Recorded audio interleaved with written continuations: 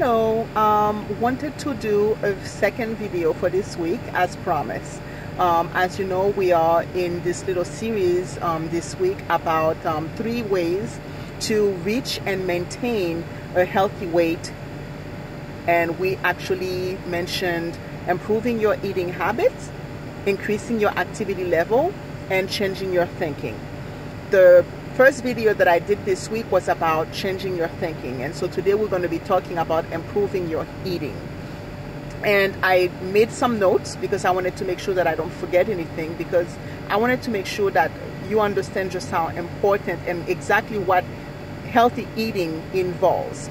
Often when we think about healthy eating, we think about dieting. And it's important to note that healthy eating does not necessarily equal dieting, nor does dieting necessarily means that it's healthy eating. As a matter of fact, there are quite some harmful and dangerous diets out there, and we need to be aware that anytime a person gets on a plan that leads them to believe that they have to eliminate a whole food group from their diet, they need to be very careful about that, because it's best to have a balanced diet that encompasses different food groups, because they each have their function in your whole body's working. Okay, and besides, it's so much more satisfying and so much more pleasant to eat a variety of healthy foods than it is to be on a restrictive, low calorie, low fat, low sugar program. Because if you're getting those things, the fat, the sugar, the sodium from the proper places, from the healthy foods in their natural states, then they're not harmful to you. So that's important to note. So I also wanted to talk about body signal. A lot of times when we fail on our diets, and those of us who have been on more than our fair share of diets know that every time we get on a diet, there's that excitement. Yes, we're going to do it. We're going to get it. This is going to be the one. And then we don't do so well. We start slacking off, whatever, and then we quote unquote fail. And what we're not realizing is that those diets were never meant to be sustainable. They were never meant to be long term. Anytime you're going to start eating well, anytime you're going to start changing your lifestyle, you have to understand that you're embarking on a wellness journey that's going to probably be lifelong. It's not about short term. We end up blaming ourselves instead of blaming the shortcomings of the diet, and then that creates a vicious cycle, because then typically physically it's bad for us, because up and down yo-yo dieting is actually detrimental to our bodies. And then mentally and emotionally it's actually detrimental too, because then we start feeling like failures, we start feeling a big lack of confidence, and then feeling very powerless in the face of our wellness journey. When we're babies, if you think of little babies, if you think of little kids, you realize that they have cues, they have body cues that they listen to. A baby will let you know immediately that they're hungry, and by the same token, the child will let you know when they're full, because they actually are still tuned into their body's cues of hunger and satiety. So one of the things that happens as we grow older is that we become less and less tuned to it, because of fast food, because of bigger sizes, because of social interactions with food, because of eating for emotional issues, and we lose touch so much that it's very difficult for us to even remember what it looked like. And it's one of the things that we need to get back, being able to tune in to our bodies, being able to listen, being able to be attentive, and being able to understand that we have cues, we have body regulators that are very powerful, and they do one of two things. Number one, they will let you know what you're on right now is not good for you. And believe me, when you feel that a diet, quote unquote, is so hard for you to stay on, it's probably because your body's fighting you and letting you know, I don't know what you're trying to do, but this is not working for us. I didn't ask you for this. This is not good for me. Please stop. Okay? And then the other thing is that our bodies will also let us know when we're hungry. So how does it do that? For example, Digestion actually starts in the mouth. When we're eating our food, we're supposed to take our time to chew. We're supposed to take our time to eat, because digestion actually starts in the mouth. The chewing breaks down the particles. The enzymes in the saliva break down the particle, prepares them for our stomach to be absorbed, to absorb the food and to be able to process it. Well, another one of the reasons why slowly eating helps you is because, number one, it allows you to be mindful. You know, as you're eating, you're enjoying the textures, the flavors, and you're even taking time to enjoy, you know, the colors of your food and whatnot. And it allows you to have an experiment with your food that's a lot more pleasant. Because remember, even though food is supposed to satisfy your hunger physically, you are meant to enjoy it. So when you're only fulfilling one part of your eating experience, one part of your gastronomic experience, which is like, okay, I'm going to eat until I'm full. By not enjoying it, you're going to still kind of be left with feeling unsatisfied, which you're going to be, because you didn't enjoy it. So that part was not met. And so often what happens is people will keep eating thinking that they're still hungry, even though what wasn't met is the pleasure aspect of the food. So number two. Number three, it takes your mind about 20 minutes after you're full to actually send a signal to you to say, hey, stop, I've had enough. We can stop eating now. So eating slowly definitely fulfills quite a few things. Number one, make sure that digestion is good. Number two, make sure that you enjoy it. Number three, allows you to pay attention and be aware of the signals that lets you know we're good. You can stop now. Okay? So that's something that we need to pay attention to, the cues of our bodies. And then, of course, choosing food sensibly. You know, making sure that, as I mentioned before, we're not eliminating important food groups in our diet of choice. And by that, I mean, by all means, remember, if you have a condition that precludes you from eating something, don't eat it. If you have a food intolerance, if you have a food allergy, if because of your preference or your choices, you're choosing, you know, consciously not to eat something, that's not what I'm talking about.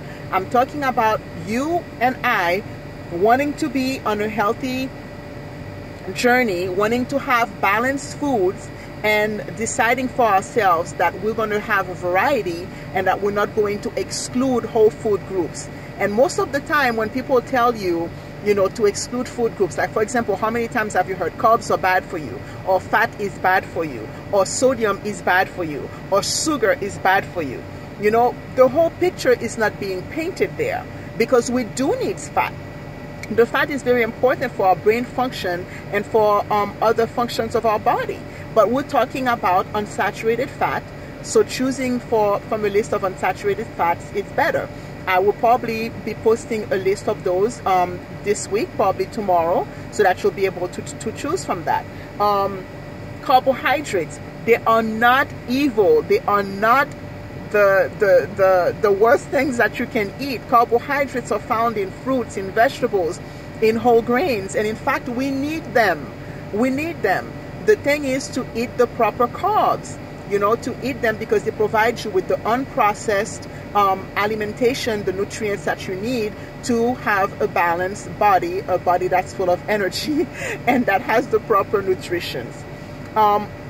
Also, in terms of the protein, there's a lot of misconceptions about this. What if you're a vegetarian? Where do you get your proteins? Guess what?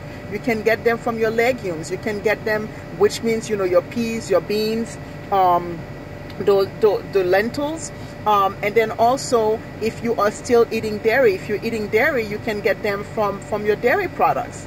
If you're not eating dairy, like I mentioned, you can get them from that. And if you have no restrictions whatsoever, you can find your protein from your fish, from your poultry, from your meats. Just, you know, trying to choose the lean cuts. Leaner cuts are going to be better for you in the long run. And it's never about eliminating. It's really about reducing the things that are that may be less beneficial to you or even harmful, and then actually increasing the amount of the things that are really, really good for you, like your fish and your vegetables and your whole grains and your fruits, and making sure that you're eating things as close to their natural state as possible. So that's that. And then of course your fiber, as I mentioned, fiber comes, you know, from plant foods, like whole grains, like nuts and vegetables, legumes and whatnot. And then with all that, now you're going to have a good amount of vitamins and minerals. And of course, we'll talk about supplements another time, but I always say that it's best for you to get your minerals and your vitamins from the food that you eat rather than a supplement. Okay, because remember, a supplement is something that's supposed to go with something. It's not, you're not really trying to replace it. Remember, supplements are not replacement. They are supposed to add to your intake to basically make up for what you may be lacking. But that's a conversation that we can have at another time. So also, of course, keeping a journal, because we were talking about the different triggers that we have, paying attention to the different triggers. We have triggers in social events, seeing food, smelling foods, being in a social environment where people are celebrating with food. You know, those can be triggers, and those should be enjoyable. So it's just a matter of coming to the situation, understanding that you have limits, understanding that you have choices, and deciding to be mindful about the way that you're going to be eating. Keeping a journal is going to help with that as well. Also, some of the triggers can, of course, as I mentioned before, be your emotions. You know, people who eat out of anger, sadness, depression, anxiety, boredom, you name it. You know, those of us who have issues with emotional eating understand very well what it's like to talk about triggers. And again, journaling is a great way to pinpoint, you know, what our triggers are, and to try to strategize to make sure that we can be ahead of that and have other healthier coping mechanisms to deal with our emotions. And again, that will be another subject that I'm going to be talking about fairly soon. And then, of course, journaling also helps us, you know, determine not just our emotional state, but also our physical state. You know, are there things that left us feeling sluggish, or were there things that left us feeling bloated or gassy, things that left us feeling, you know, with migraines? Because those are all things that can point to food intolerance. The thing is, with food intolerance, it can go undetected, because unlike food allergies that give you an immediate reaction, food intolerances tend to be a little bit more, you know, like subtle. Okay, so it's important to know about that. So controlling the portions, and this video is getting a little bit lengthy, but I wanted to make that last point. Controlling the portions, of course, you know, make a big difference. You wanna make sure that you're sticking to portions that fit your lifestyle. Eating often, making sure that you don't stay without food, without if you're going to be out of the house, for example. That's one of the things that I like to do. If you're going to be out of the house for more than 2 hours, make sure you have a healthy snack with you. Meal planning encompasses that, you know, making sure that you have things on hand so that those things become your go-to food. They become your fast food, rather than having to, you know, totally go off track and get something that you would normally not have eaten if you'd planned better. Okay, so what were the points today? Number one, making sure to understand that diets are not necessarily healthy, and that healthy eating does not necessarily entail dieting. Number two, understanding that we have a language. Our body has a language. Our body has cues. We need to learn to tap back into that and to respect that language and to understand it and to be in harmony with it. We need to listen to our bodies. We have a time when we're hungry, and we also have a time when we're full. And learning to tap into that again and to know those cues is going to be imperative to your success, to reach a healthy weight and maintain it. Number three, understanding our triggers, using journaling and meal planning, and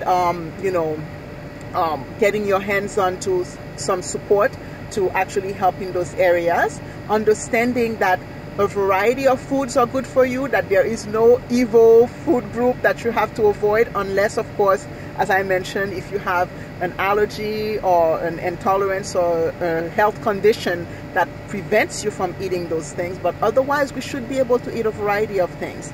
So and then of course paying attention to portions, as I mentioned. So this is what I was talking about when I was mentioning healthy eating. It's not just about the quality of your food. It's not just about choosing your foods. It's actually about the whole thing that surrounds food, including your body's language. I want to touch about one last thing in terms of the eating. Remember that eating is supposed to, yes, feed you and sustain you and provide you nutrients for your body. But you're also supposed to enjoy the whole thing.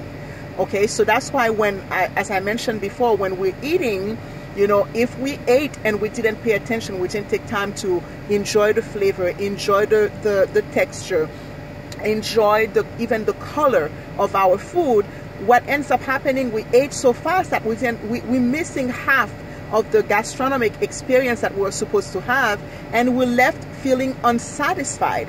And when we're left feeling unsatisfied at that time, we may mistake that lack of satisfaction for still being hungry and thus eating more. Okay, so it's very important to remember that taking your time, chewing your food, you know, enjoying the whole thing. I know we can't do it at every meal because of this society. We are very busy, on the go. But at least try to do one meal where you're actually mindfully eating, you know, paying attention to what you're doing, paying attention so that you're not left, you know, unsatisfied, and that you can really feel like, I've done something good for my body.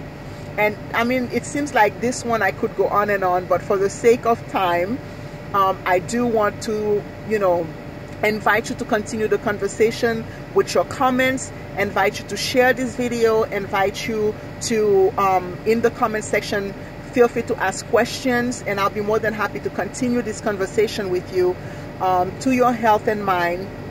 Be on the lookout for a video number 3 this week. Most likely it's going to happen between tomorrow and Saturday, and it's going to be about increasing physical activity and giving you lots of fun tips about, you know, how to make that happen. So feel free to share. The YouTube channel is Kat's Wellness Journey, and that's K, the @S, Wellness Journey. And you can also visit the website and the Facebook page, which is the Wellness Palette. So I'm happy that I was able to share all this with you, and I am looking forward to your feedback. Feel free to share, to subscribe, to like, and we will talk tomorrow or Saturday.